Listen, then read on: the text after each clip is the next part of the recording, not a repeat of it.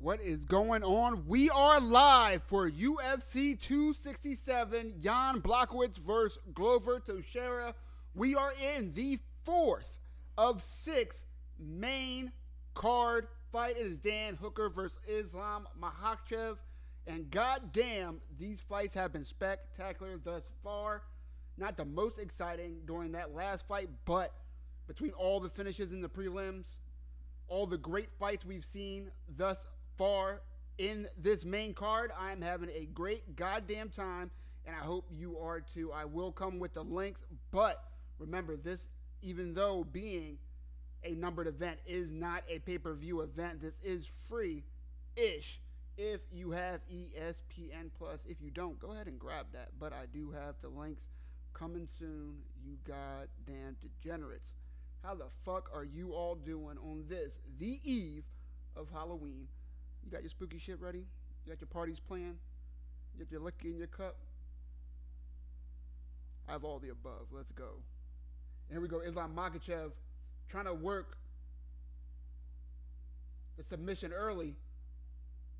Not even halfway through the first round. That's tight. Ah, that's tight. His arm is done. Oh, no. And verbal tap Dan Hooker halfway through the first round. Dan Hooker, the hero of this card, taking this on few weeks' notice, just fought in the last pay-per-view event. It's so sad to see, but goddamn, if Islam Makhachev did not just prove that he is the real deal, this young man, this contender, this undefeated fighter since 2015, just showed that he is a real contender in the lightweight division, one of, if not the best division in the UFC. You see, it was pretty even on the feet. They're just trading a few little shots here and there, and then he gets working. Gets working on the ground. Able to get the grip on that arm, twist it behind Dan Hooker's back, and just finish it with a beautiful Kimura. God damn. That was beautiful, ladies and gentlemen. That's how you fucking do it.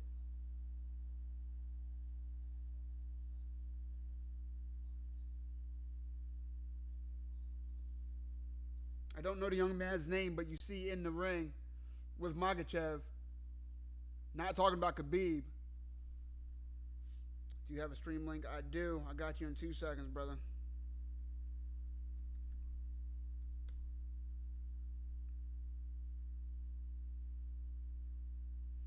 But you're the young man with the disorder that makes him look like a kid, but that man is like 19 years old.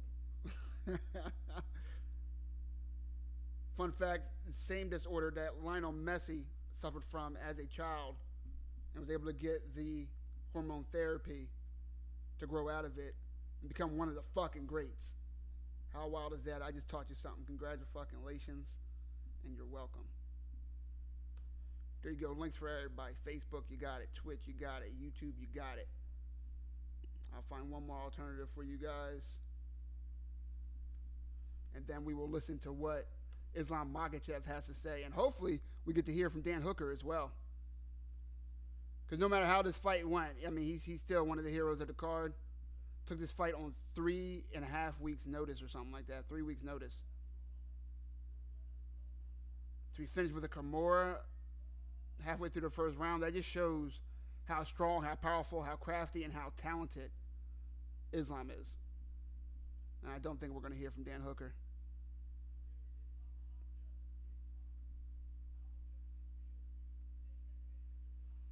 Give me a second. Let's listen to what Islam has to say.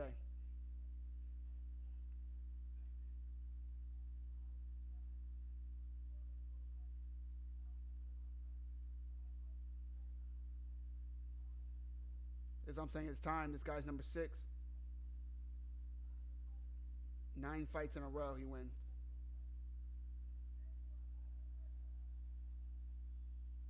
See Khabib so proud, so happy in the background.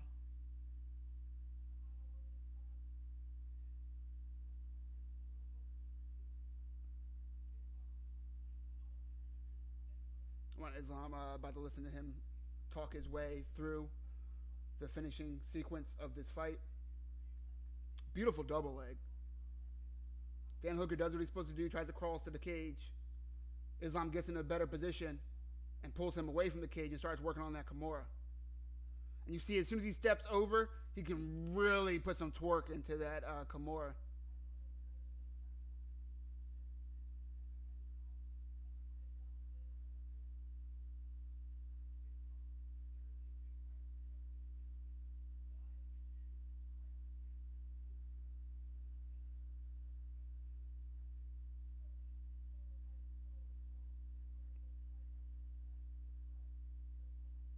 Islam said Gaethje and Chandler are old. They already had their chance.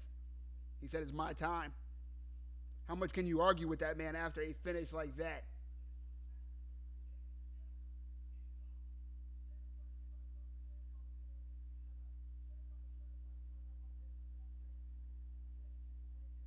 Islam gets the last word in his native language.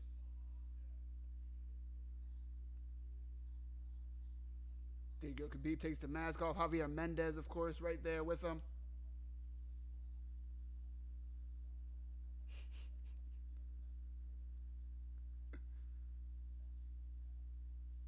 This is fantastic. What a scene.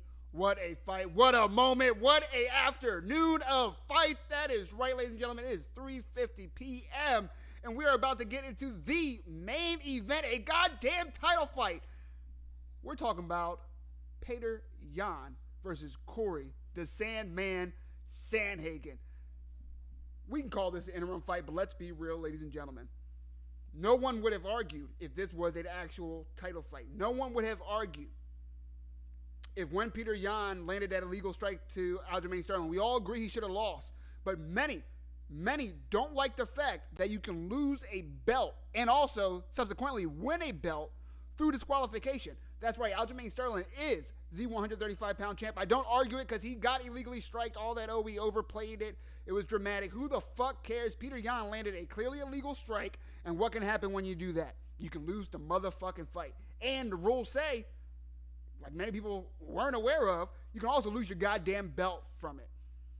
Here the fuck we go. Aljamain Sterling is the champ, but Petr Yan did not get actually beaten. Petr Yan did not get his belt taken. You know what I'm saying? You hear what I'm saying? He got it taken, but he didn't get taken. Are you with me? And now to Cory Sandhagen, who lost to TJ Dillashaw in what we all thought would be a number one contender's bout. It was either the winner of that or Rob Font, right? No one would be mad if Rob Font got a title shot. I actually was surprised he didn't get this shot, but that's a whole nother conversation that we will have in moments. But he beat the shit out of TJ Dillashaw. Let's be real, ladies and gentlemen. TJ Dillashaw did get the win, and maybe, just maybe, there is a good argument for TJ Dillashaw being the winner based on points. But if we're talking about a fight, we're talking about a scrap, we're talking about there was a sandwich in the room, who the fuck walked out. I'm talking about Cory Sandhagen came out there with a BLT with some fried bologna on it. Do you understand what the fuck I am saying? Cory Sandhagen won the goddamn war, in my opinion, but TJ Dillashaw did win on the cards. TJ Dillashaw hurt in the first round through a submission that Cory Sandhagen threw on his leg, popped his leg. Somehow TJ Dillashaw, tough as shit, was able to then win that fight. But I said it to say he needed surgery afterwards because he was banged the fuck up. He needed rest and he needed surgery, and now he needs recovery time. He was out for this title fight. Aljamain Sterling, supposed to be a rematch versus Petr Yan, the champ versus the former champion, in that subsequent fight that we just talked about that ended in controversy and through disqualification. He pulls out because the nerve damage that he got worked on afterwards has not healed. You hear TJ Dillashaw say he works with the guy who makes the equipment that was used for Aljamain Sterling's surgery. TJ Dillashaw says, not because he's a hater, although maybe he is, but he sincerely believes that Aljamain Sterling will not be able to fight again after that surgery. That is yet to be seen, but what we do know is Aljamain was not able to make it this weekend to Abu Dhabi for this fight. He chose to pull out. Who's next? Cory the Sandman Sandhagen, the person who he believes robbed him on the scorecard. TJ Dillashaw not available because he had to get surgery because he was so fucked up from that fight. Aljamain Sterling, the man that choked Cory Sandhagen out, unavailable, recovering from surgery. Rob Font booked in a fight versus Jose Aldo. Why they didn't pull him out of that bout and put him in this one? Hey, none of my business. Maybe they asked him and he wasn't available during that time. None of that matters. Because what we have here is not a B matchup. Not a, oh, well, these are the other guys and it'll be cool until the champ comes back. No. These may quite well be the two most skilled, talented, baddest motherfuckers on the planet at 135. We are about to find out, ladies and gentlemen. I cannot fucking wait. That is about to be a war. And before I get too excited, let me get them stats ready. All right? Let me get them ready for you. I got you. Don't worry. Relax, guys. Yeah, patience. Patience. You guys making me nervous, you know. I drink some of this whiskey. Oh, yeah, that's good stuff right there. Let's go. I hope you are all having a great fucking time, because I know I am. We still have 2 bouts, 2 most likely wars, 2 fights featuring the best in the motherfucking weight class. Period. Petr Yan, you can't argue that he's not the best. He is the champ. He was the champ, I should say. He lost it, but he was not beaten. Cory Sandhagen just won against a former champion and one of the best to ever do it in TJ Dillashaw. And I had him winning that fight. TJ's body had Cory Sandhagen winning that fight. You know what I'm saying? Cory Sandhagen's ready, willing, and able. TJ Dillashaw after that bout is not. Dumb's the truth, ladies and gentlemen. You understand what I'm saying to you? In the words of Butters, yes, I think I understand what you are saying. If you don't get that South Park reference, get the fuck off my stream. Fuck are you doing with your life, goddamn young motherfuckers? Can't wait to be grumpy and old.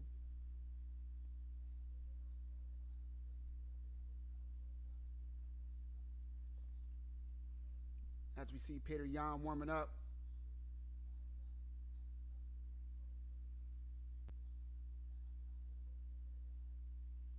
I have no idea what this guy is talking about, but you have a good day too, brother. Bam. Take that fucking link. Hold that.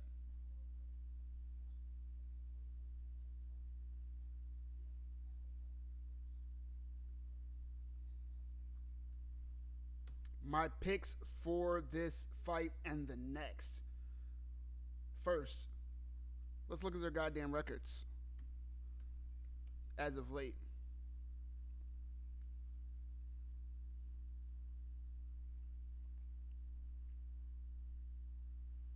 Of course, I'm going to depend on UFC.com.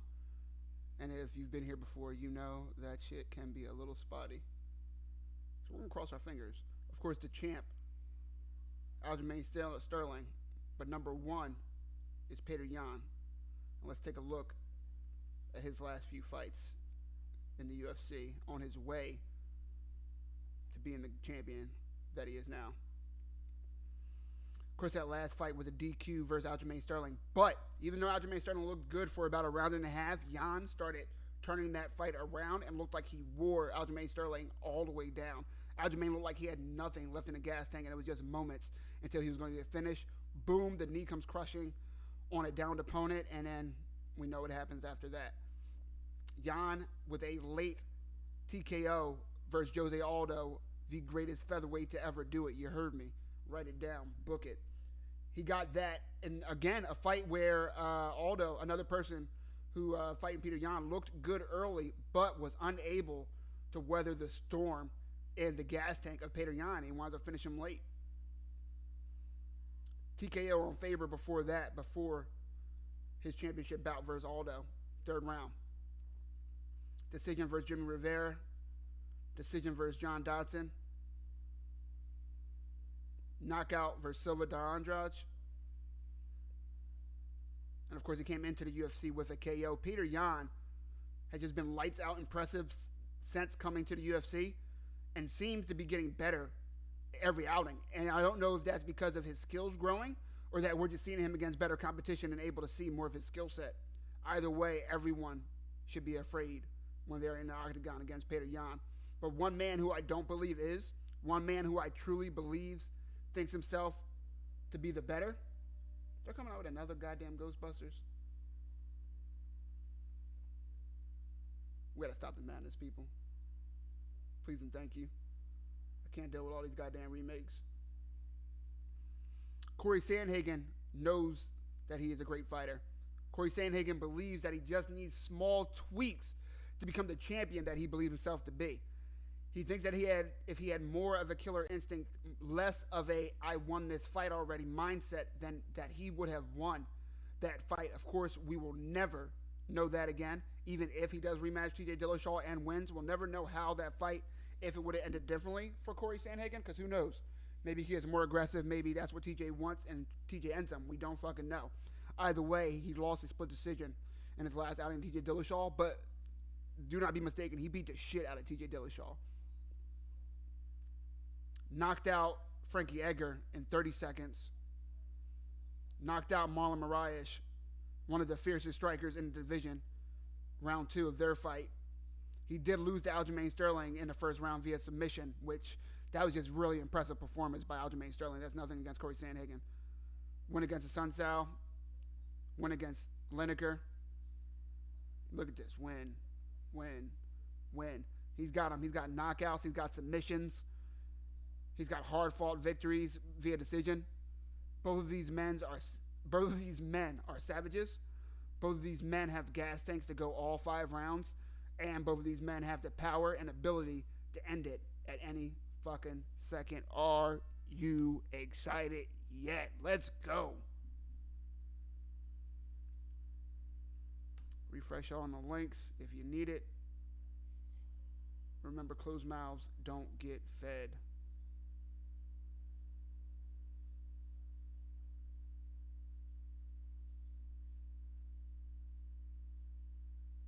They're playing a replay of that knee to Aljamain Sterling, and man, that shit was not good.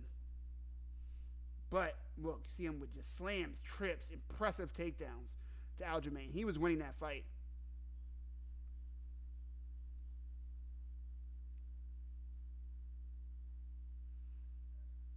I say again, there are zero harsh words that need to be said about Aljamain Sterling, though. That man did nothing wrong. He got kneed on top of his head while he was down. He was already battered. He was already beat up. And people want him to continue going. For why? For why? You're not even in the octagon, but you're telling that man that after getting kneed in the head while he was on the ground, after being battered, after being beat up, after being nearly finished, he should have gotten up and taken more damage. Fuck that.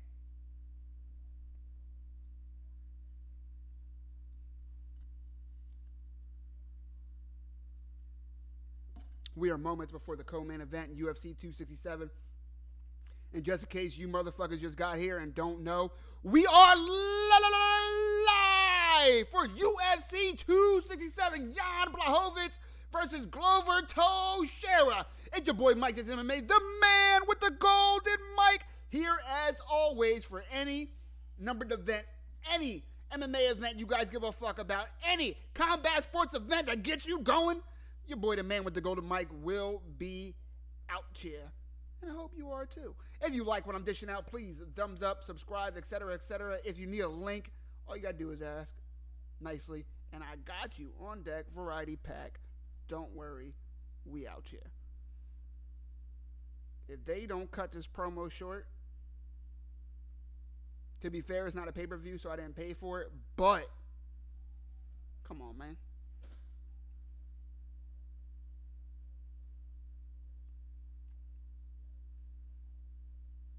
I think Cory Sandhagen is going to come out with ill intent. I think Cory Sandhagen is going to try to end this fight. Not only early, but often and throughout. I think Petr Yan is going to start off slow, try to gauge the range. Cory Sandhagen is the longer, taller fighter. I think Petr Yan won't mind giving up a round or two. But that's going to be scary to do against a man as motivated, as skilled, as long, as big, as strong as Cory Sandhagen. My official pick, Cory Sandhagen by 3rd round TKO. You heard it here first, motherfuckers. Of course, we don't know And that's why we are here watching these motherfucking fights. Again, if you need links, let me know. I got you on deck. Cory Sandhagen always comes out to dope music.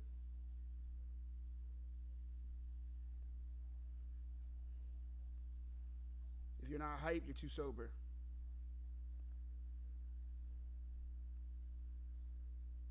Co-main event at 4 o'clock p.m. on a Saturday. Does it get any better than this? We are about to watch 2 title fights before dinner time. What else would we want, Terrell? Come on, man. Let them know. You said turn the camera towards you? I got you. I got you. Just give me a second, bro. I got you. About to bring co-host in, y'all. Rel said he ready. We are in a new location, but the setup ain't quite there. I got you though. Come back next week for UFC 268. Usman versus Covington 2. Also on that card, Rose Namajunas versus Zhang Wei Li. That is a rematch of a title banger as well. That card is fucking stacked. You have Justin Gaethje versus Michael Chandler in the premier fight of the night. I cannot wait for that goddamn card. It's stacked. Frankie Edgar, Marlon Vera to open the card. I have a sneaky feeling if Hamzat can get his ass back to America in 7 days, he will try to get on that card. You heard it here first. Book it. We shall see, though. Cory Sandhagen, some of the better tattoos that I've seen in an MMA cage. Some people have horrible fucking tattoos in MMA. Horrible. Facts. If y'all didn't hear that little quip that Rel had, said so do people in life in general. None of this facts. I have a bad one or two, but you know, mind y'all business.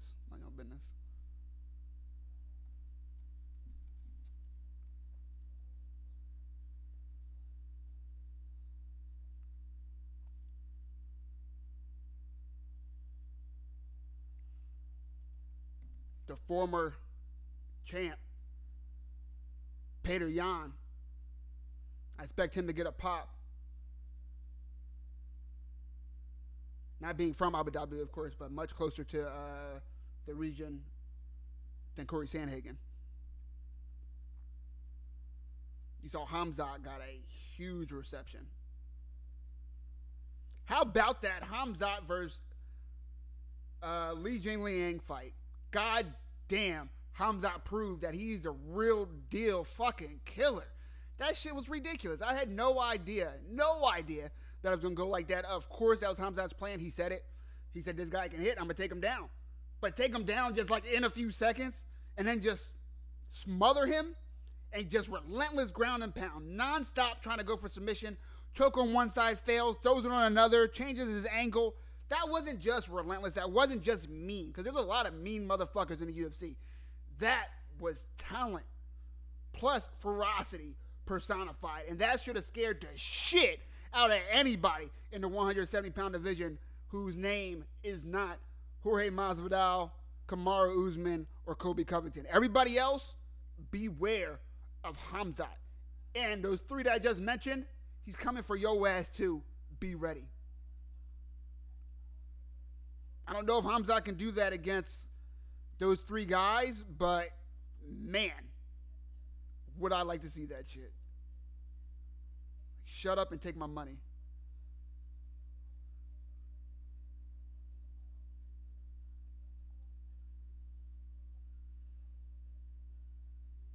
Petr Yan looking all business as always.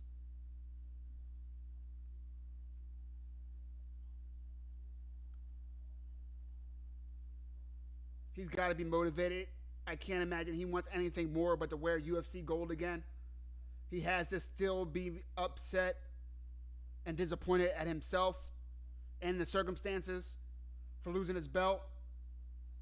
But look at Cory Sandhagen just pacing back and forth like a dog in a cage. Cory Sandhagen looks mean. Cory Sandhagen looks ready. Cory Sandhagen looks motivated. Now let's see if he makes me a liar or not. Look at Petr Yan, 5'7.5". You know, all short motherfuckers being a short motherfucker. I know this. Always try to put a half on their height. You're 5'7". Chill out, bruh. And then you see Cory Sandhagen, 5'11". Also has a 3-inch reach advantage. Petr Yan, the younger, by 1 year. Both men technically coming off losses, but again, no one would argue that they were winning both those fights. Cory Sandhagen has not stopped pacing back and forth, and he has not taken his eyes off of Petr Yan since he's come into the octagon. Are you excited yet? Jason Herzog, he better be ready. This is about to be a scrap.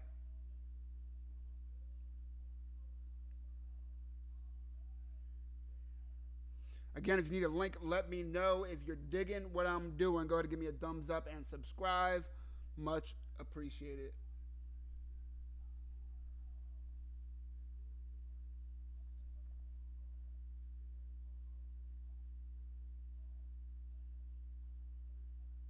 Cory Sandhagen's the underdog, plus 180.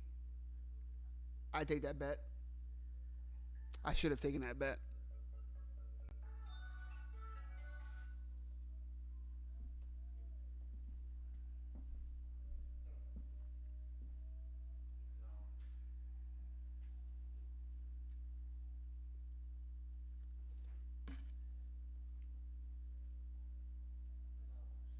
Petr Yan smiling. I wonder what Petr Yan thinks of Cory Sandhagen. I wonder if he saw that loss to Aljamain Sterling and feels like he knows what he was doing to Aljamain Sterling before that fight ended, and has a confidence that Cory Sandhagen is on his level. That's what I'm getting from Petr Yan right now. Either way, both men, as expected, look ready.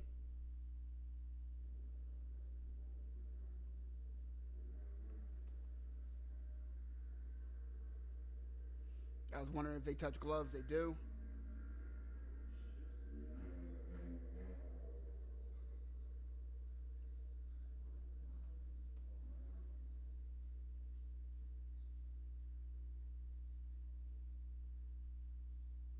Here we go. Get these stats ready for y'all. And then we are going to enjoy this fucking fight.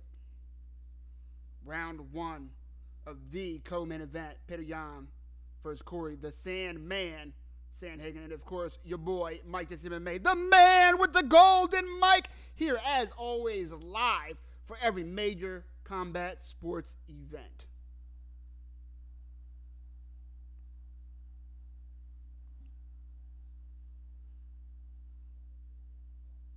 Leg kick from Cory Sandhagen. I wonder how often he'll use that. I wonder if he's worried about the grappling of Petr Yan.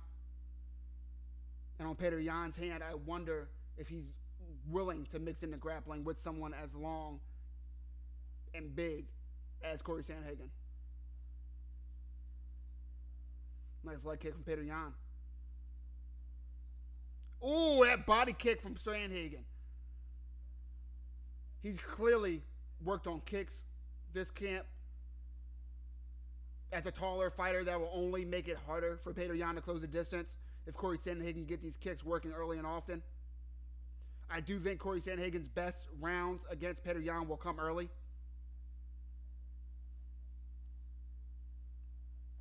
You see, the champ agrees with me. Cory Sandhagen is a killer.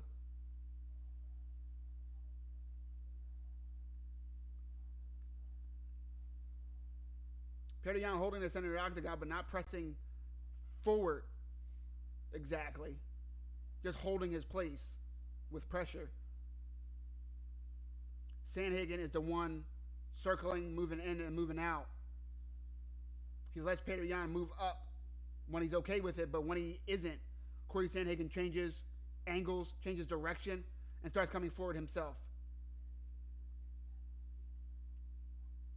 Beautiful footwork from both men, but I feel like Sandhagen is in control of his dance.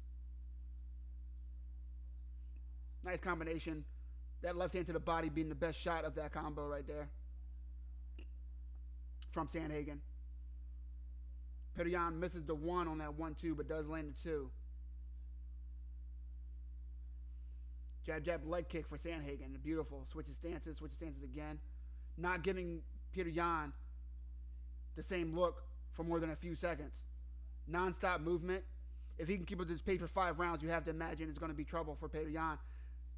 Beautiful transition from the double leg. He got deep in the double leg, but didn't look like he had enough push on it, so wasn't going to get it. Switched to a bio lock, and now has Petr Yan against the fence, possibly able to get his back.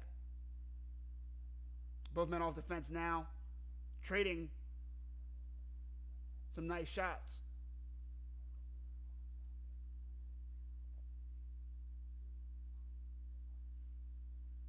Nice body kick from Petr Yan. And one from Cory Sandhagen. Look for that body kick to be open for both of them when Cory Sandhagen switches his stance to conventional.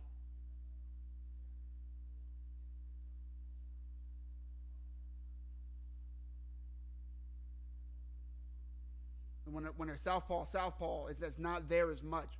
But when you have a southpaw versus conventional stance, both men have that body kick just wide open. Cory Sandhagen, beautiful pressure. Anytime he's throwing one shot, he is throwing a bunch behind him and moving beautifully with it, forward to the side, circling. Great game plan thus far, and seems to be sticking to it. Cory Sandhagen is. And those knees is what you really have to watch for. Cory Sandhagen, those beautiful knees, and they come out of virtually nowhere. He missed that one, but it was clean, it was powerful, and if it would have landed, it would have been trouble for Petr Yan. Nice cross from Cory Sandhagen. Cory Sandhagen, standing southpaw, does the cross, and then after he does the cross, he does it so deep, allows himself to then land on that left foot in conventional for a second, and sometimes does off the conventional stance, and has a whole different look for Petr Yan. Petr Yan needs to get going. I did say early that Petr Yan is usually a slow starter. Let's talk about the Aldo fight, talk about the Aljamain Sterling fight, and then wears them down and gets going later. But against someone like Cory Sandhagen, who has the gas tank to go and the power to end it at any time, dangerous. Oh, nice flying knee from Cory Sandhagen. Petr Yan looks like he was okay with taking this first round to figure Cory Sandhagen out. And I feel like all he did is waste a round.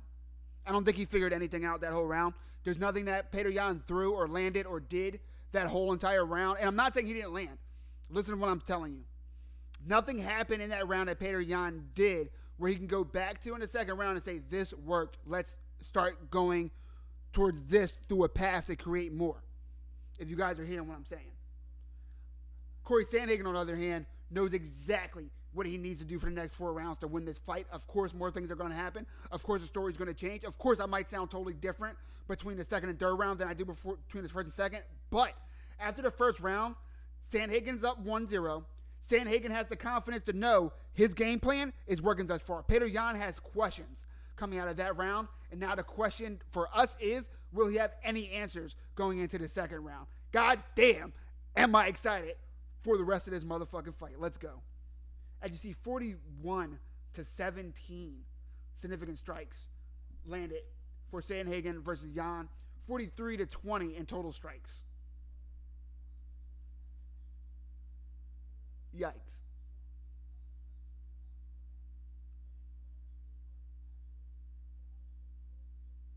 Nice leg kick, Cory Sandhagen mixing it up. Petr Yan, again, Petr Yan is doing the body kick on occasion, but nothing in front of it and nothing after. Nice leg kick for Petr Yan, the former champ.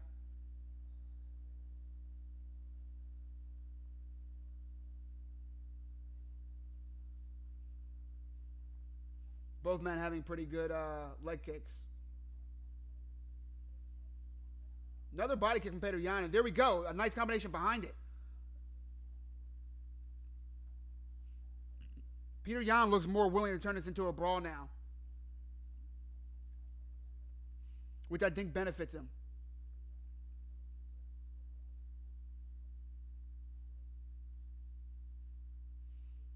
Nice body shot for Petr Yan. Looks much more aggressive this round, but still can't stop Cory Sandhagen from moving how he was choosing to move. Even when Cory Sandhagen's moving back, you feel like he's doing it with intent. But those body strikes are coming early and often for Petr Yan.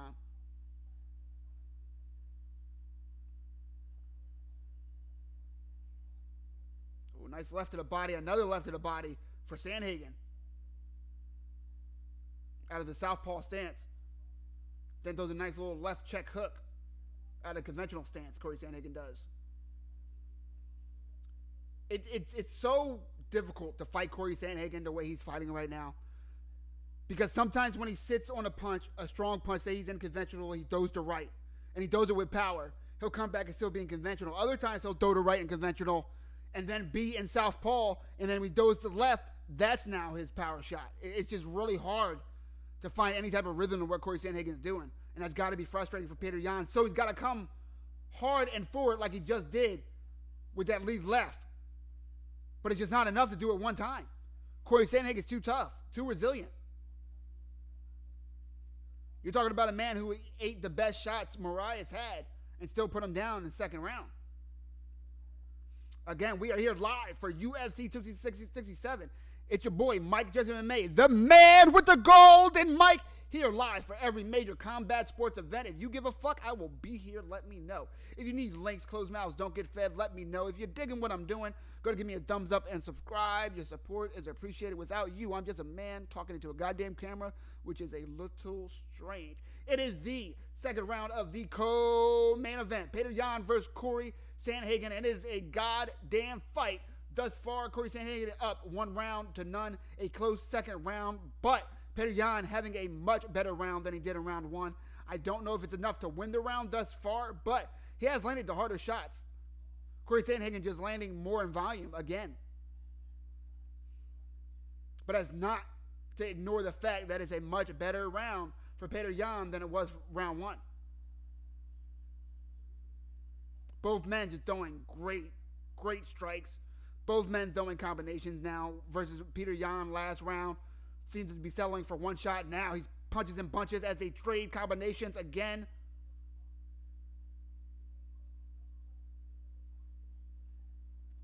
And that body kick, that's been really successful for Petr Yan this round.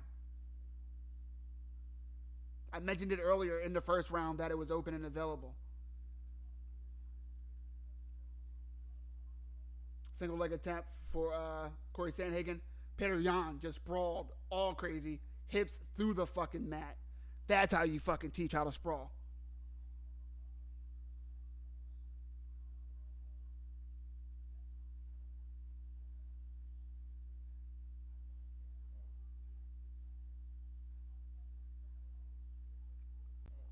Flying knee attempt for Cory Sandhagen. Just because he can. Keep mixing it up, not falling in love with one strike or one look. Cory Sandhagen sticking to his game plan beautifully, even with a more aggressive and more forward moving Petr Yan. Cory Sandhagen just looks very, very well prepared for this fight.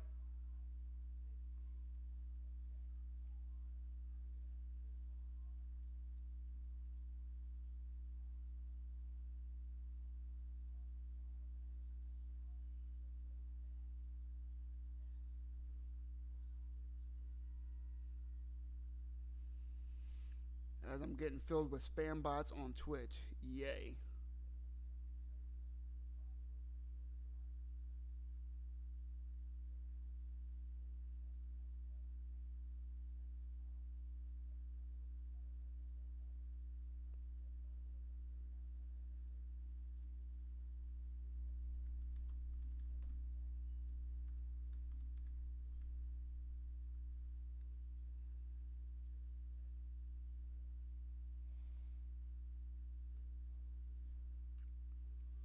We are now in between the second and third round. We're about to be in the third of five rounds, I should say, in the co-main event. Petr Yan versus Cory Sandhagen. Petr Yan a much better round. I don't know who I give that round to, Rel. What do you think?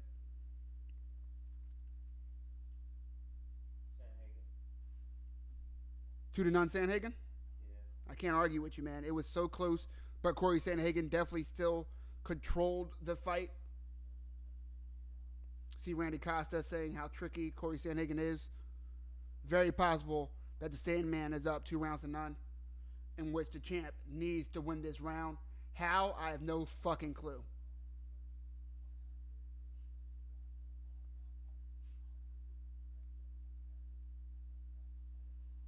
Oh. Petr Yan tried to land a leg kick. Sandhagen checked it really well. And I think that one hurt Petr Yan. Came down on it awkwardly. Oh, nice spinning heel back kick to the fucking body from Petr Yan. You know how hard it is to land that with like strength? It's ridiculous.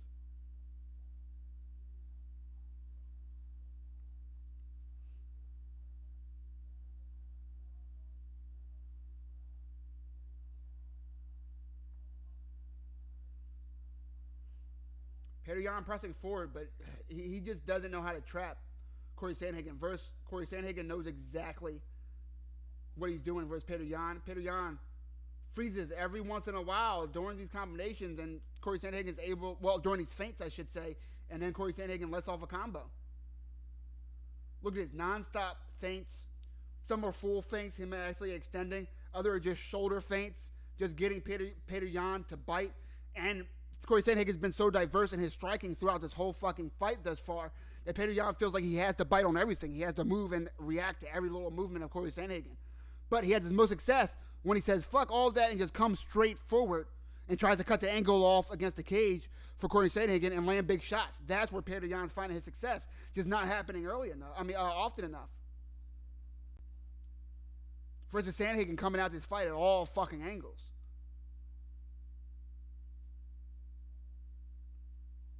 Really good cross and a leg kick from Cory Sandhagen. Partially checked, but it did land. Nice left hand. Partially blocked for Petr Yan, but it did get through.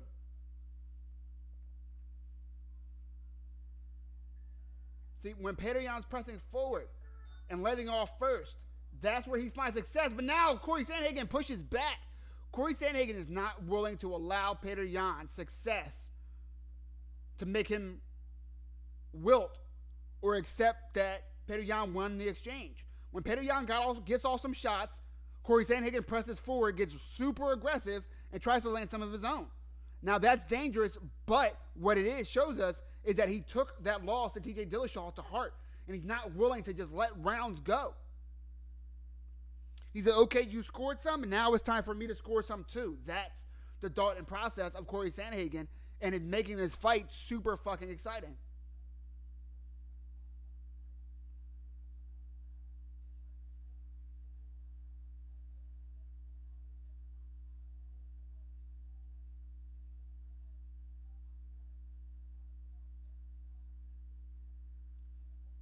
And you heard DC saying similar things.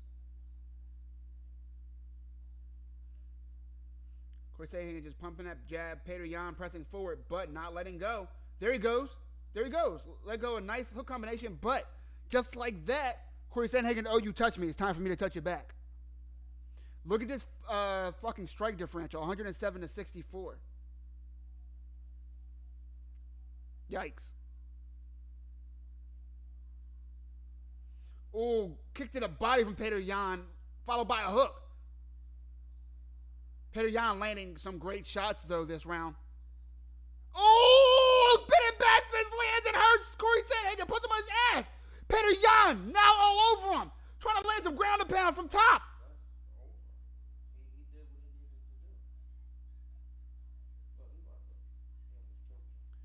Petr Yan on top, trying to pursue. Cory Sandhagen looks to have recovered, trying to go for a single leg, unable to. He has not recovered. He hasn't recovered. He's trying, though. His will is still there. He's trying to work his way up. He's trying to get a real stinky sweep. And if he winds up on top, god damn, that is some great grappling from Cory Sandhagen. What a fucking reversal. Petr Yan staying with it, though, and now winds up on top, almost in a wrestling starting position. Now both men standing. Cory Sandhagen has not recovered. He's trying to fight back. Petr Yan needs to go for the kill. You can't want Cory Sandhagen to go back into his corner to recover.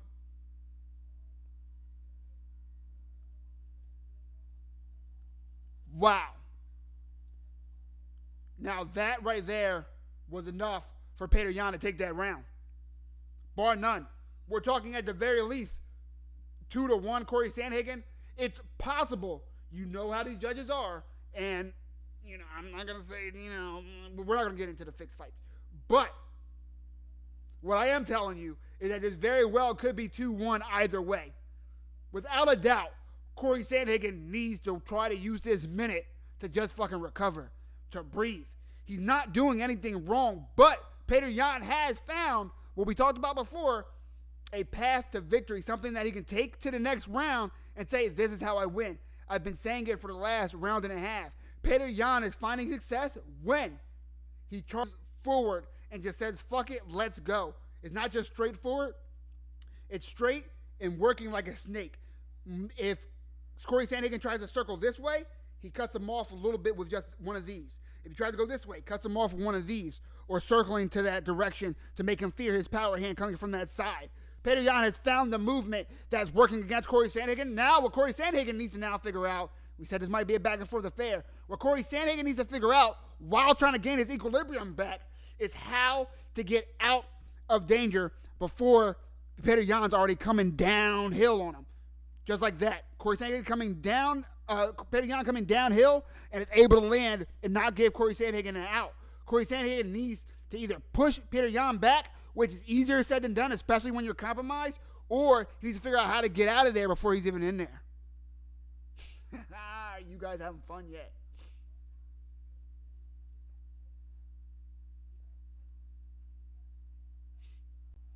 You could tell Petr Yan smells blood, though. Now instead of moving back when Cory Sandhagen's stepping forward, he's holding his ground. That's not good for Cory Sandhagen. Cory Sandhagen was doing very well, just bringing him back, pushing forward on him, bringing him back, pushing forward on him. Now when he's pushing forward, Petr Yan's saying, "Okay, I'm gonna stay there, and I'm gonna give you something too." That's not a match that Cory Sandhagen is best equipped for. I'm not saying he can't win it, but that's not his path to victory, in my opinion. Not his best path.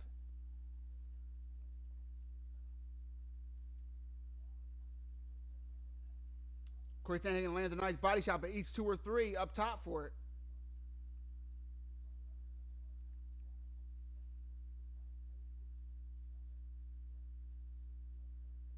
Still a large gap in striking, but what you're not seeing is that gap widen. And Petr Yan clearly landing the stronger of the shots this last round and a half. Nice 1-2 followed by a body kick for Petr Yan and another 2-1 combo. I love that cross to lead and then the jab over the top. Beautiful, if you can make it work. Oh, he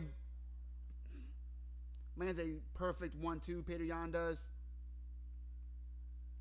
Watch that body kick wide open with Cory Sandhagen sticking to the southpaw stance. The conventional stance. He now switches to southpaw. Not there anymore, but there we go. Back to orthodox Cory Sandhagen. As he tries to drive the pike on a single leg, beautiful. He circled that single leg beautifully. But now he needs to be careful. Petr Yan working a submission.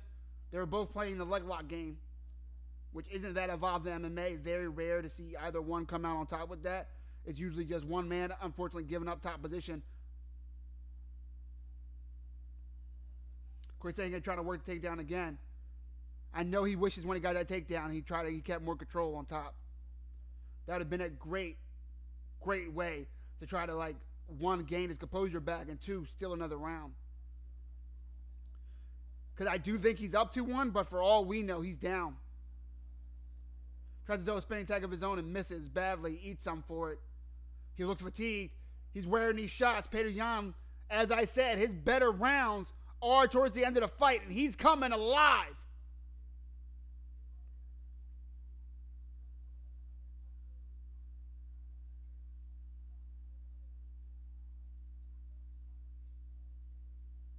Petr Yan pressing him against the cage. Cory trying to throw the back Petr up, but he can't. Petr Yan just being the bully now. But look at that. Right now, Sandhagen was wide enough to be able to circle back. Petr Yan just missed a spinning attack and ate some. He can't get too cute with that shit.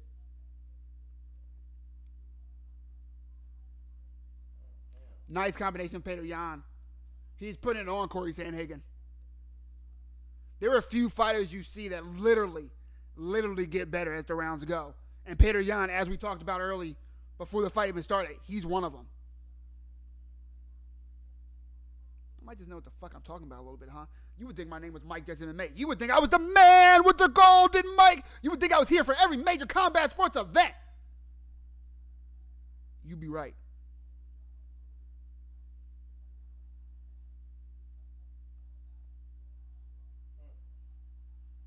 Both men, amazing gas tanks to still be keeping up this pace, but Petr Yan looks to be the fresher fighter.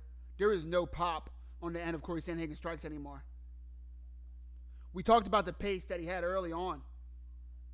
That pace is not there anymore. And without that pace, he can't enact that game plan. And it might be like unfortunate for him that might have been his game plan to keep that pace the whole time. If that's the only thing that he trained, obviously not the only thing that he trained, but if that was his like plan A and B, it's not good. I think it's 2-2. It very well might be 3-1. We don't know how these judges scored that second round, in my opinion.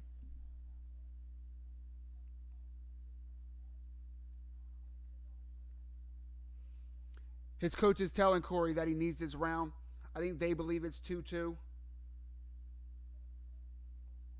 Does Cory Sandhagen have enough to go back to what was working so well for him those first two rounds? Or will Petr Yan prove that no one can stand with him for 5 rounds in the UFC? This is what this fight has come down to. This is the story of the fight. This is the last of 5 rounds in this championship bout for the interim 135-pound bantamweight UFC championship of the world, Craig. Are you ready? Because it looks like Petr Yan is. Looks like Cory Sandhagen is. Neither man standing in their corners. Both right to the center of the octagon. Petr Yan looking confident.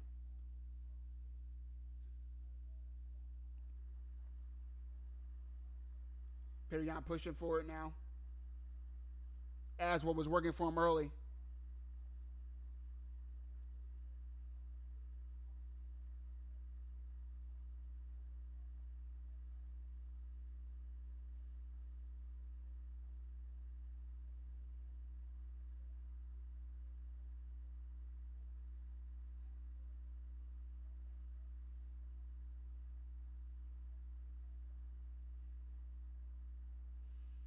Petr Yan stalking him.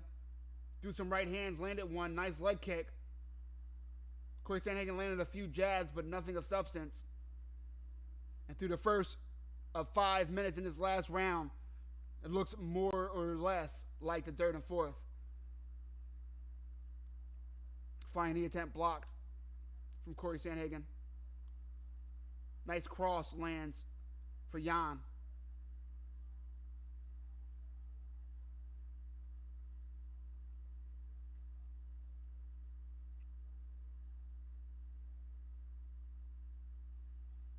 Another nice body kick for Petr Yan. That's been a great strike for him all night. That and that right hand. That he either uses for a really crisp check hook, or he switches to conventional stance, and that overhand right has been lights out. Well, the cross more so has been more accurate, but that right hand has been powerful, thrown over top as well.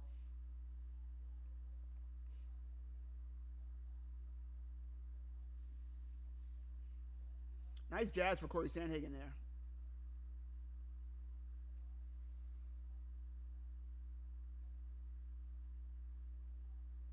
Cory Sandhagen definitely more volume this round than he has shown the last 2 rounds.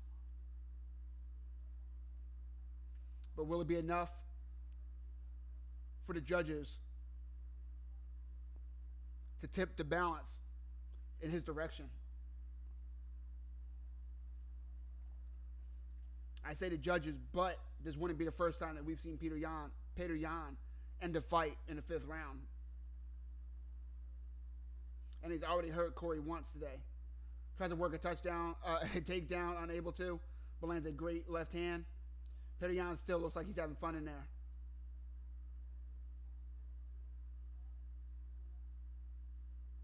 Cory Sandhagen looking for opportunities. But even when he thinks about doing anything, Petr Yan's just right there, ready to go at him. I think between the just attack type of movements from Cory Sandhagen, and then when Petr Yan started landing those combinations, how Cory Sandhagen would just come right back, I think was just too much for the on the gas tank of Cory Sandhagen to account for both of those. Nice shot lands for Petr Yan. Cory Sandhagen lands two of his own, though.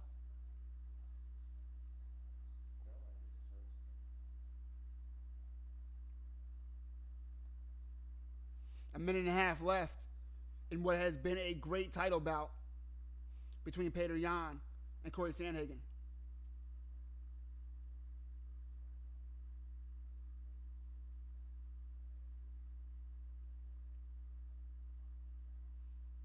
Cory Sandhagen is unable to move Petr Yan. He's just circling around him as Petr Yan's coming forward. And it's not a good look for the judges. Way different than the movement that we saw first and second round, which is a credit to the former champ Petr Yan. Oh, nice sneaky left hand from underneath.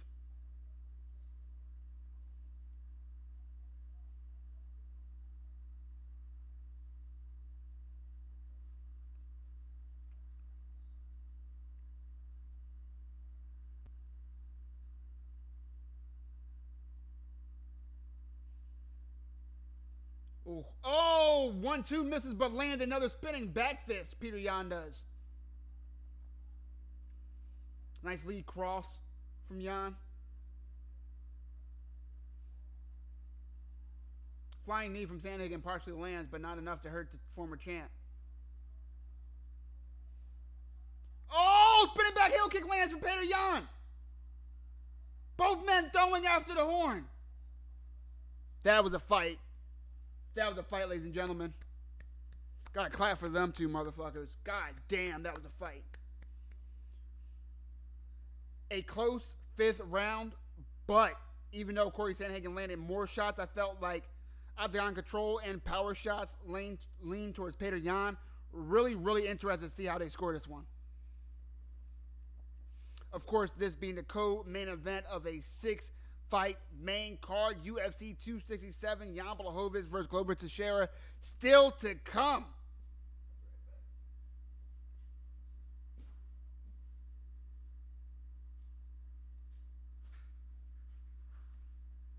What a goddamn card thus far. In between this fight and the next, we are going to take a look at next week's card, which is even more stacked than it was today, depending on where you're at. It's currently 4:42 p.m. where I'm at. An afternoon card, I still get to party after this. Whoop, whoop. You know, I'll take that any day of the week, ladies and gentlemen. You understand me? These body shots, both men landed great body shots throughout this whole fight.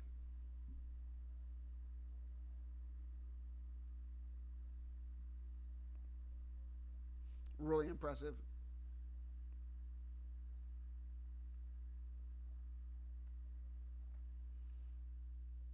The story of the fight. First, second round. First round, all Cory Sandhagen. Petr Yan found nothing that worked for him at all. He did land some shots, but he couldn't figure anything out about Cory Sandhagen. Second round, more the same, but Petr Yan started to come on late. Here we go. They're about to read the scorecards. Let's hear what they have to say. See Petr Yan's family with him, I'm assuming. Unless some random kid and lady came out the crowd, but I'm sure they would have got tackled by now.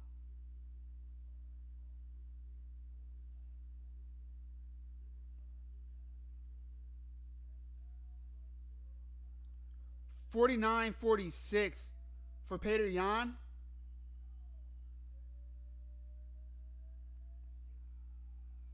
They only gave Cory Sandhagen the first round. I said there's no way to know how they scored that second round. But all three judges gave that second round to Petr Yan. Let's listen to what Petr Yan has to say, and then I have some things to say.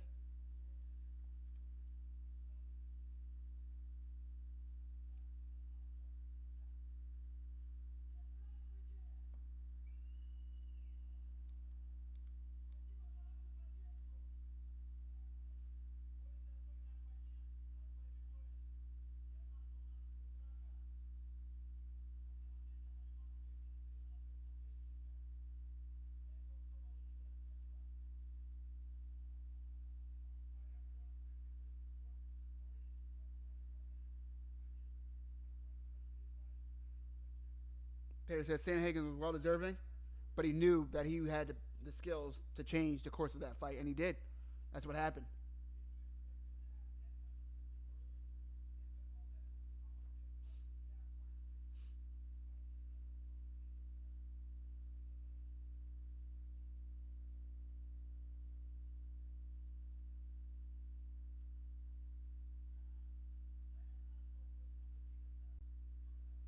I want to hear what Cory Sandhagen has to say. You saw the disbelief on his face. He had to have thought that he won the second round, and he probably thought that his volume won him the fifth round.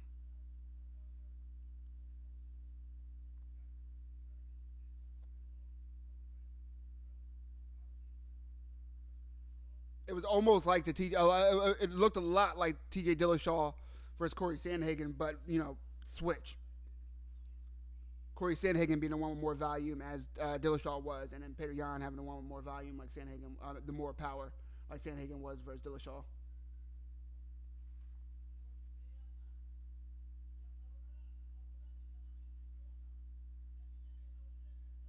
Petr Yan's son out here with the UFC fight kit and the fresh Adidas.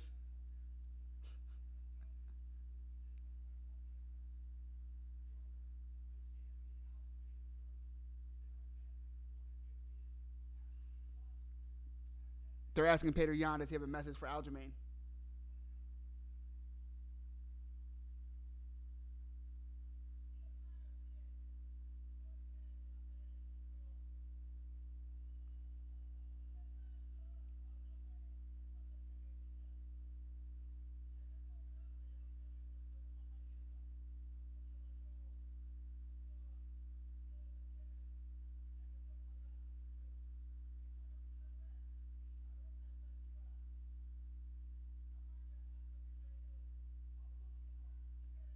I don't know exactly what Petr Yan's saying right now, waiting for the translator, but I know he's talking hella shit.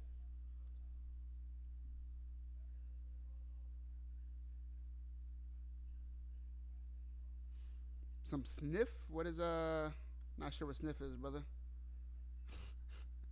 Your name's Pablo Escobar, so you know what? I don't want to insinuate. I know what you mean. I don't know what you mean. I probably know what you mean, but I don't want to insinuate,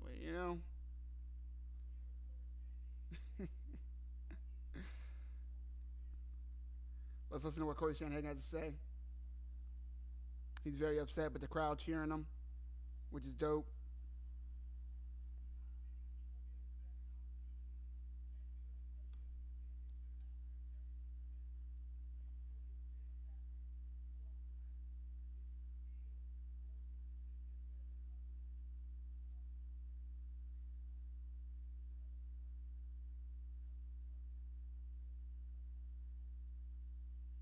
Cory Sandhagen paid respect, said he didn't feel like he won.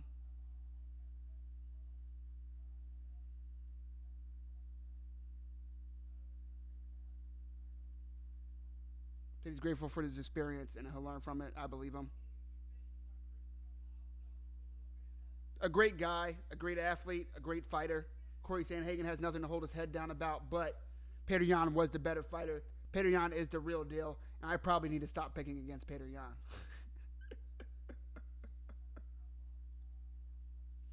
What a great fight. The fifth of 6 fights on the main card for UFC 267.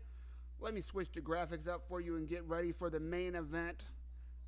Then we're going to dig into not only those two fighters, Jan Blachowicz and Glover Teixeira, but we are also going to dig into the next UFC pay-per-view event, Madison Square Garden, UFC 268, Kamaru Usman versus Colby Covington 2, Rose Namajunas versus Zhang Weili 2, Chandler versus Gaethje,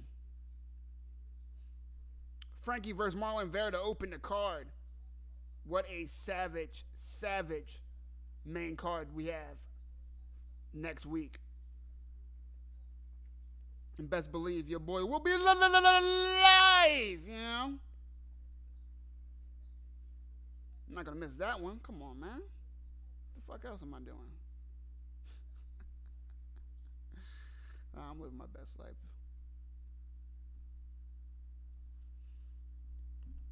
All right, UFC website. Come on now.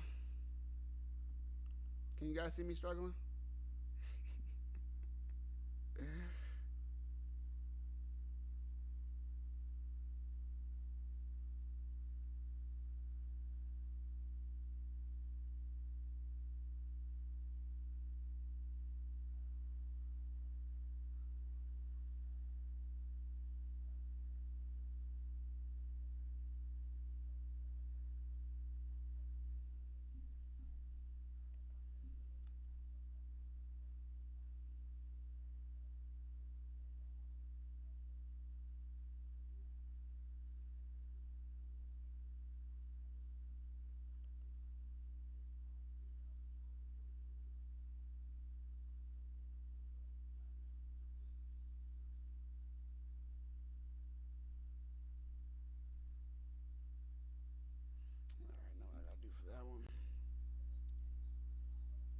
Jan Blachowicz coming off the win over Israel Adesanya, a fight that I did not think that he was going to win, not going to lie.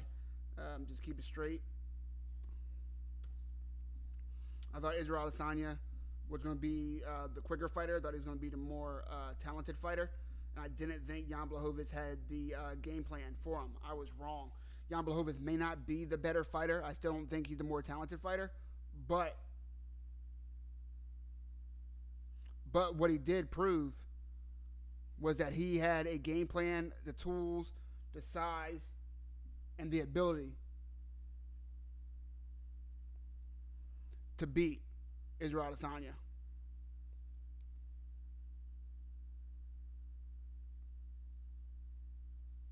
Also went over former middleweight champ Luke Rockhold, knocked him the fuck out. Jan Blachowicz, another guy that I need to stop picking against because he keeps proving me wrong over and over and over again.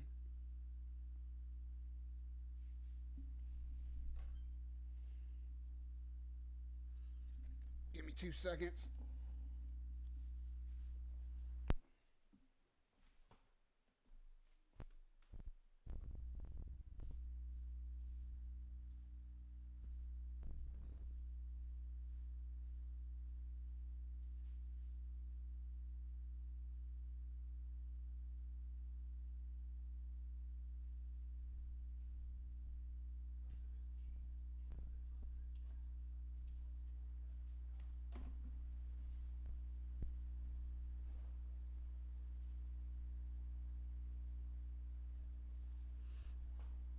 That was weird.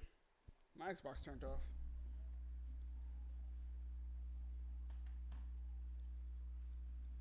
Yes, indeed. Team Xbox, Xbox Series X.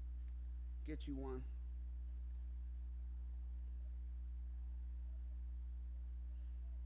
As soon as I can find a PS5 that's not $8,000, I'm going to give me one of those too. Alright, I got the stats up ready. Days are coming. If you need links, open your mouth. Closed mouths don't get fed. I got you. Got them on deck. Holla at me if you feel me. We're going to break down next week's card. There are some good fighters on the early prelims. Valente, I think this is his third heavyweight bout as the premier event on the early prelims. The prelims, much more recognizable names.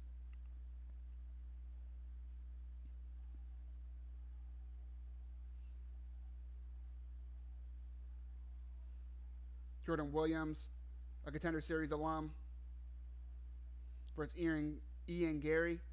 Edmund Shabazian, the ranked middleweight, versus Imavov. Phil Hawes, always exciting, against Chris Curtis, yet another Dana White Contender Series alum. Ally Aquinta versus Bobby Green. I'm so fucking excited for that fight. We haven't seen Ally Aquinta in a while. Bobby Green, so active, and he's such a tough out. He's definitely become the gatekeeper of lightweight, but in a weight class as deep and talented at lightweight, that's nothing to hang your hat on. He is trouble for any of the elite, and he is a problem for anybody who's not ready for that next step. So he's a perfect test for anyone. And for someone like Ally Aquinta, who we have not seen in the octagon for quite a while, it will be nice to see where he stands. Used to be a ranked fighter, fought for the championship late notice against Khabib, and survived all 5 rounds. So that's nothing to hang your hat on. Ally Aquinta, his last fight in 2019. So October 5th of 2019, so almost a little bit more than 2 years ago for him, which is why he's not ranked anymore. Had a loss versus Cowboy his last outing in 2019. Had a win versus Kevin Lee in late 2018. Of course, that was after his loss to Khabib. Before that, he had a win over Diego Sanchez, a win over Jorge Masvidal in 2015. Ally Aquinta, not the most active guy. You see a lot of years in between some of his fights. Win over Joe Luizon versus Pearson. Another win over Kevin Lee back in 2014. He's got wins in the UFC going all the way back to 2012.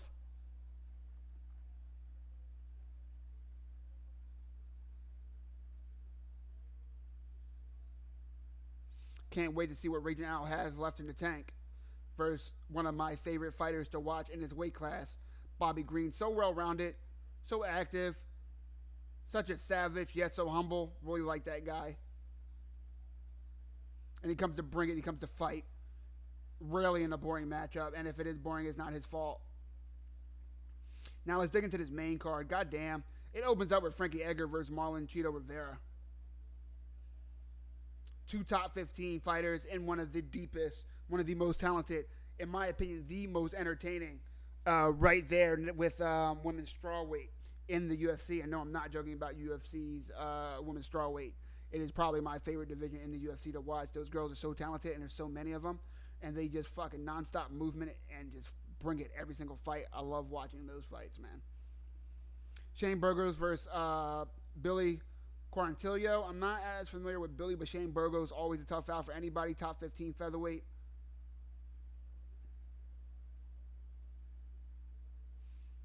The third featured bout, Justin Gaethje versus Michael Chandler. That is going to be a war. There's no ifs, ands, or buts about it. If that fight goes 3 rounds, someone's going home with brain damage. If it doesn't go 3 rounds, it's because someone's going home with brain damage. That fight is going to take something out of at least one of them, and it's possible, which is why it might be one of the most exciting fights of the year. It might take something out of both of them. Of course, we don't want to see any injuries, but we do want to see savagery. We do want to see war.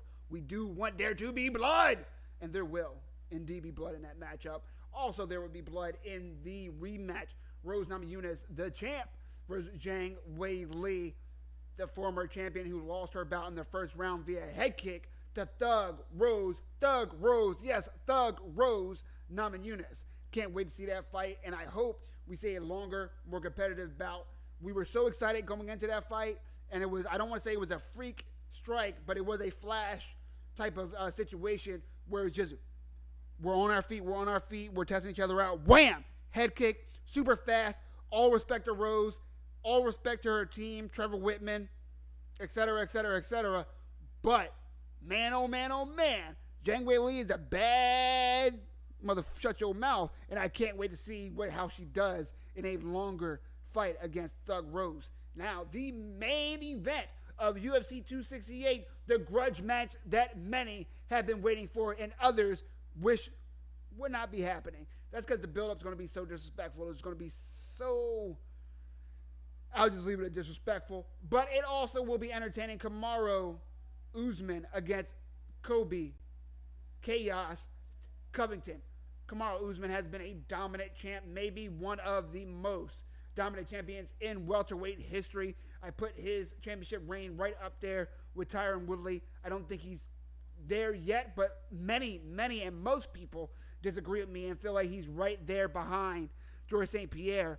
Don't want to get into the Matt Hughes thing. I don't think Matt Hughes' reign is as impressive as people like to think. But I say that to say Kamaru Usman, one of the best to ever do it, and he's coming off a wild knockout over Jorge Masvidal in their rematch. His first fight versus Jorge was a dominant, wrestling-heavy 5-round affair that was a snooze fest. Their rematch was a second-round KO from a cross. Kamaru Usman through Trevor Whitman, just talking about him, has growth through growth in striking with Trevor Whitman has been amazing. It's been wild to watch, and it's been really exciting. Not to say his striking wasn't great under Henry Hooft. It was. That's how we got to the championship, right? But it's just different now. It's just added more and more tools. Maybe if this would have been the Usman we would have seen, no matter who his coach was, if he stayed with Henry, if he would have went to American Top Team or just anywhere, right? But what we're seeing from Trevor Whitman, the very jab-heavy, the very smart and calculated movements that he has now has made him more dangerous than ever. Colby Covington is almost a carbon copy physically of Kamaru Usman. He's also stylistically almost a carbon copy, but very more push you against the cage, dirty boxing, right? Versus Kamaru Usman putting you against the cage, being heavy on you and taking you down. Kobe wants to get you down, but he's okay with just pushing you against the fence and winning and just putting his weight on you, pulling you this and that way, landing strikes here and there, and he tries to get you not with power, but with value. If you remember that Robbie Lawler versus Kobe Covington fight, unbelievable volume from Kobe Covington. That was the first fight that I saw from Kobe where I was like, wow, this guy may be not just a mouthpiece, but the real fucking deal. And I can't wait to see this rematch, a fight that ended in the 5th round via controversial, if you ask Kobe Covington, TKO stoppage, of course, raising the hand of Kamaru Usman. But if you can't tell, I am excited. Let's not forget, though, ladies and gentlemen, we are live for UFC 267. Yan Blachowicz versus Glover Teixeira. Both men have now made the walk to the octagon. We are about to see them go to war in this, the last fight of the evening. We have Yan Blachowicz, your champion, looking to defend his title yet again. You have the resurgent and almost seemingly immortal Glover Teixeira in his not second, not third, probably 4th or 5th act at this high level. Don't call it a comeback. He's been here for years. He is now fighting for the second time for the UFC Light Heavyweight Championship of the world, Craig. Here we go. They are about to meet in the middle of the octagon. They are about to touch gloves. They are about to get them things slanging. Let's go. Also, you 3 people who disliked me, fuck you too. You can have a link though. Boom, hold that. Boom, hold that. If you are digging what I'm doing and you are not a hater like those 3 mugs over there, go ahead and give me a like, subscribe, follow, etc. Whichever platform you're watching, whether it be Facebook, Twitch, YouTube. We out here for every major combat sports event. If you need links, closed mouths don't get fed. Just say the word, baby, and I got you with the free links on Dizek. We are out here. The stats are about to come up. The fighters are about to get fighting. The slangs is about to get slanging. If you can't tell, I am excited as all hell that it is 5 p.m. Eastern Standard Time, and I am about to watch a main event in a numbered UFC event. Let's go, ladies and gentlemen. If you're not as hype as I am, you are on the wrong channel. You can stay for now, though.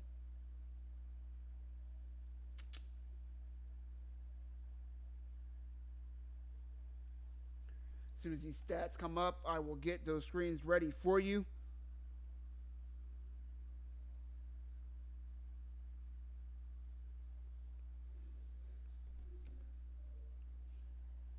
The craziest noises around here. It's that city life. Here we go. Stats is statting. Nice leg kick from Yan Blachowicz early.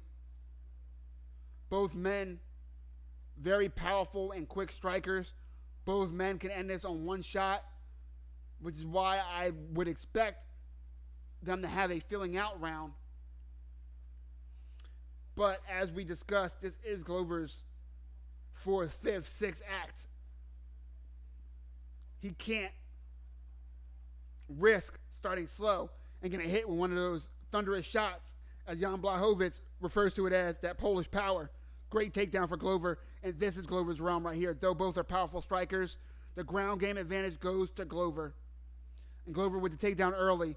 This is exactly how, if you're his coach, you want this fight to start. It's less than a minute into the first round. They're dry. They're not sweaty. It's much easier to get a submission and to play the grappling game that Glover likes to play when before they get all slippery and sweaty throughout the rounds.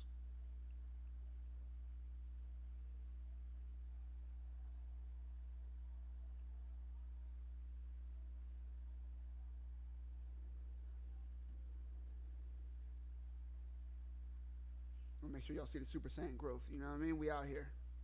Power up and all that. Hit you with one of these, you know what I mean? You don't want one of those, you know? Cory Sandhagen just staying heavy on top. Seems to be okay with just staying in the guard of Yan Blachowicz. What I don't like to see right now is that Blachowicz has closed guard. I know he's worried about Glover passing and getting in a dominant position, but you're not going to win a round like this. And you, after getting taken down so easily, you can't just assume that it won't be a theme that will continue throughout the fight. You can't just give up a whole round and stay on the bottom and say, oh, okay, it's cool. Because what if you get taken down again next round? You're a little more tired. You're a little more fatigued. And then third round, again, a little more tired, a little more fatigued. Next thing you know, you're down 3 rounds to none against someone as talented as Glover Teixeira. There's no way that Yan Blachowicz is going to do anything from a closed guard. 99.999% of fighters can't do anything with a closed guard, especially at this level. I would say 100, but, you know, hyperbole and all that. Nice elbow from Glover. Now landed some nice little shots, ground and pound. He doesn't want this to get stood up, so he needs to stay active. Yan, on the other hand, needs to he needs to open that guard and kick off. He needs to put separation, get his hips out, and work his way up. Or scoot his ass over to the cage. He's a bit far, though. He's almost exactly in the center of the octagon. You can still see he's on top of the monster label.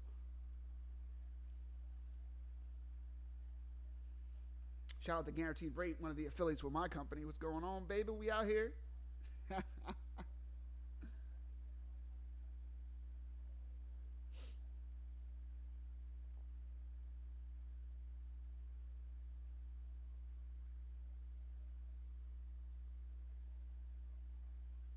Now a minute and a half left, and Yan Blachowicz has not opened up that guard at all.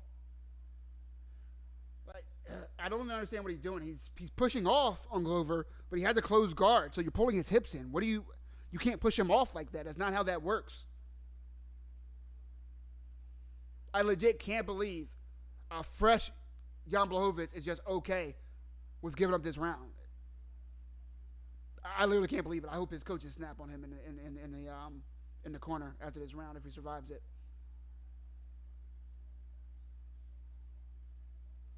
But that could not be a worse game plan. Glover landing enough ground and pound to keep the ref from breaking them up, which will lead to Glover winning this round. Period.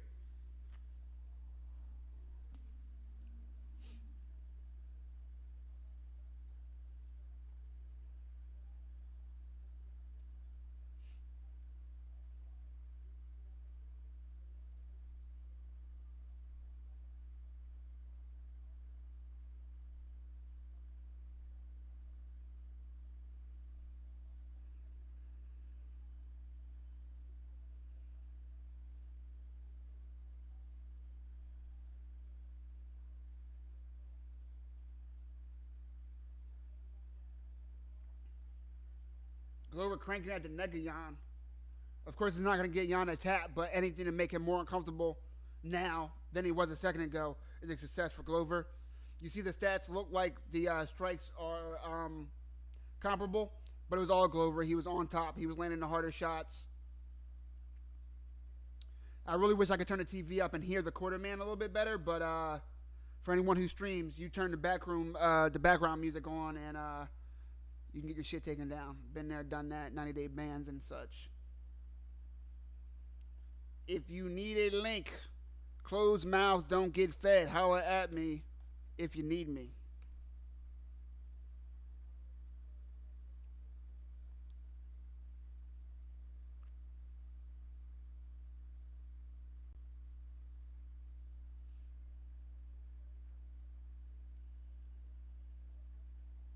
Neither man really breathing hard, but, I mean, there's no argument. That was Glover's round.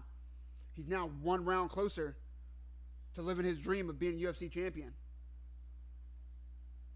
At the age of what, 43? How amazing would that be?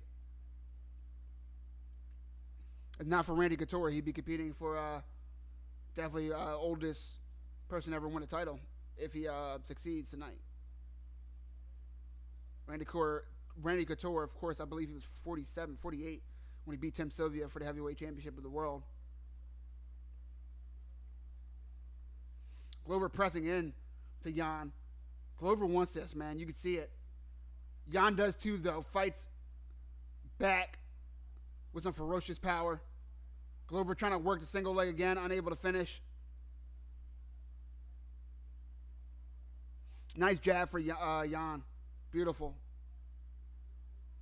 It fucked me up talking earlier. Petr Yan. Now it's Jan Blachowicz.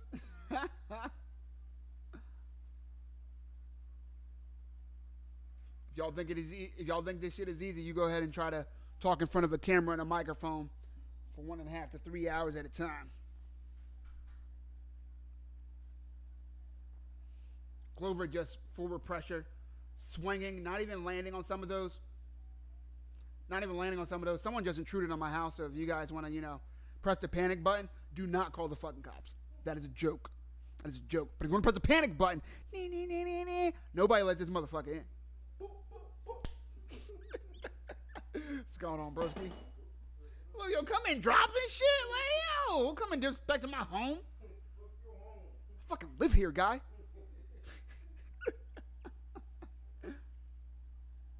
A much more even round. Yan definitely landing some nice shots. Glover's going to need to figure out how to work that takedown in again. Because Jan's finding a rhythm. I'm not saying Jan's taking over the fight yet, but he's definitely getting more comfortable.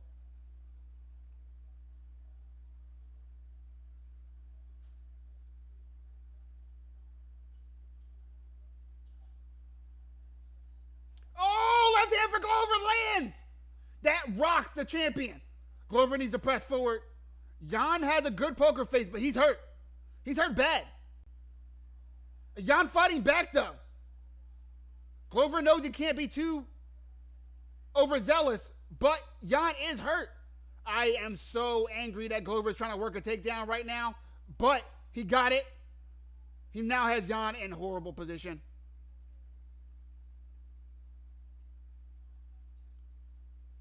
What is that?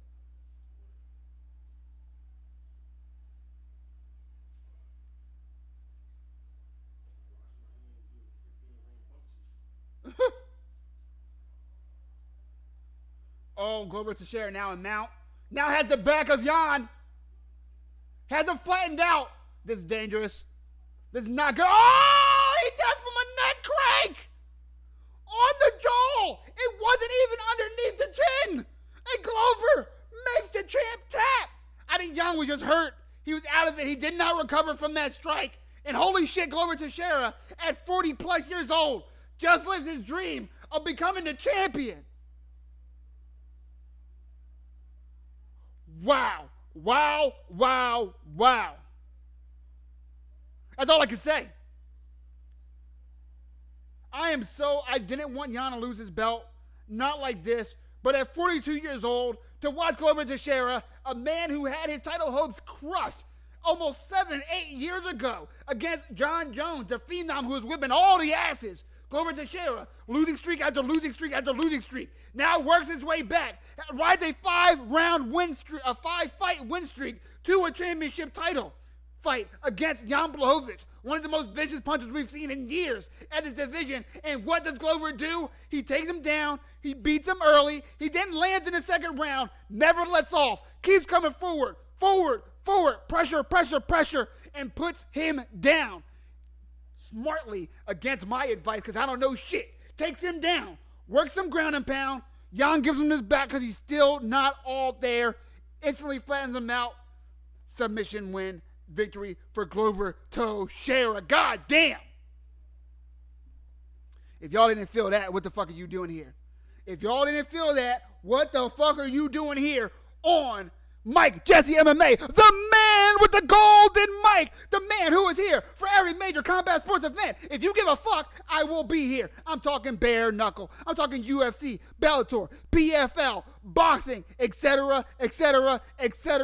If you're not trying to miss another goddamn Mike Jesse MMA stream, the man with the golden mic, then go ahead and subscribe, thumbs up, follow, etc.